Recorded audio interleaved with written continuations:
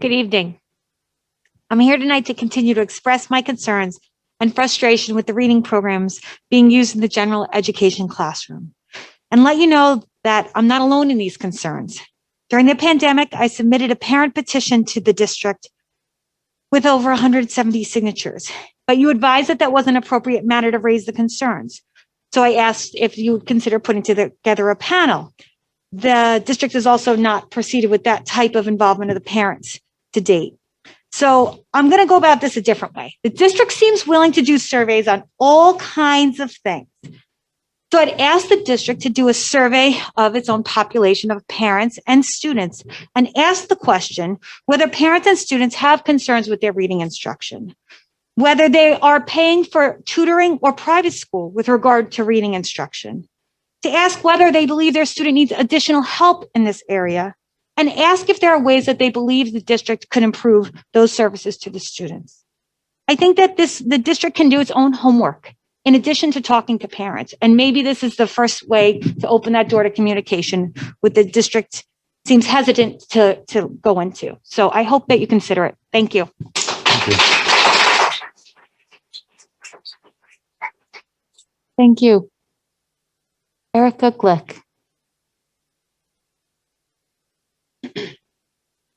Good evening. My name is Erika Glick, and I'm here again to speak about the literacy issues facing our district, to respond to some inaccuracies presented in an email so that they can be publicly corrected. And I'm going to again request that our district reconsiders their refusal to establish a literacy committee. I'm again asking this board and this administration to engage with the community and our concerns. First, I'd like to remind you that my daughter was here 2 months ago, a young lady of just 10 years old, speaking so eloquently about how you failed her, how you discriminated against her, how you denied her of her basic right to read. Following her public comments, she was told that she was courageous. She was told that she did a great job. And Mr. Selesnik, you quoted her and her classmate when you said, "We can do better. We need to do better." Mm-hmm. Last week, I shared a very recent scathing independent study of the Lucy Calkins Teachers College Units of Study, the program we utilize in district. I will not go into the embarrassing details of the study, as I also shared this with the board as well as the administration. I will, however, correct misinformation. This study was not from 2018, as was stated by Mr. Selesnik and Ms. Ford. This was the copyright date of the program they were reviewing. The review was from October 2021. Critical reading is an important skill for our children and for us as adults. So I feel compelled to correct this error.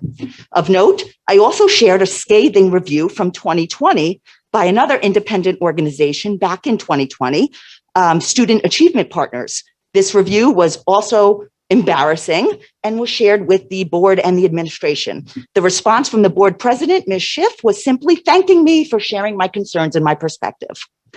My overall feeling to the administrative response to my emails are buzzwords and lip service.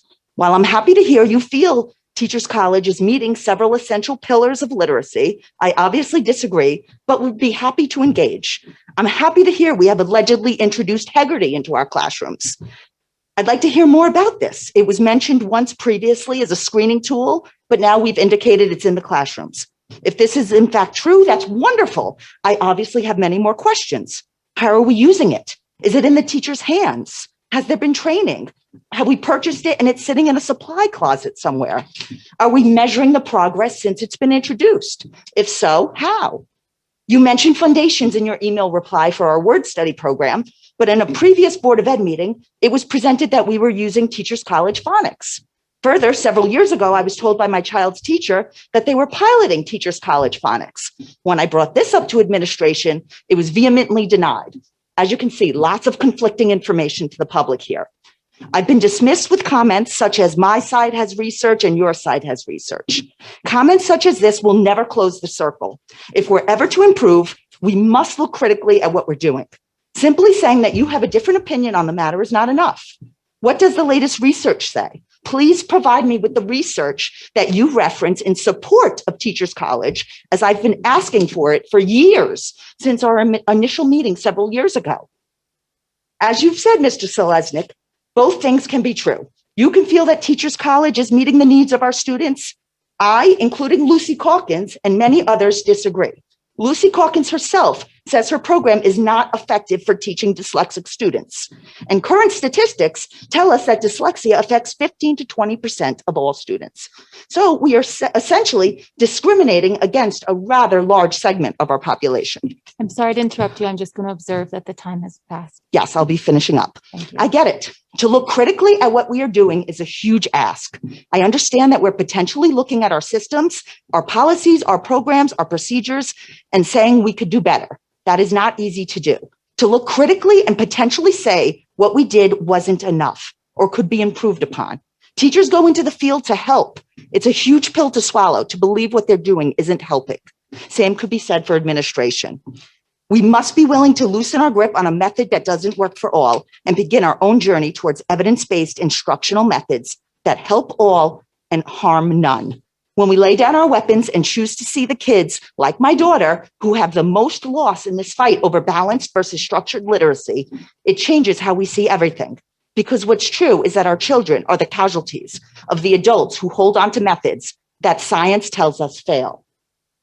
While I'd like to go on line by line to your responses over the years with a laundry list of additional questions, this is not the appropriate way to do it. And this is what I've been trying to say. There needs to be a committee or there needs to be a forum.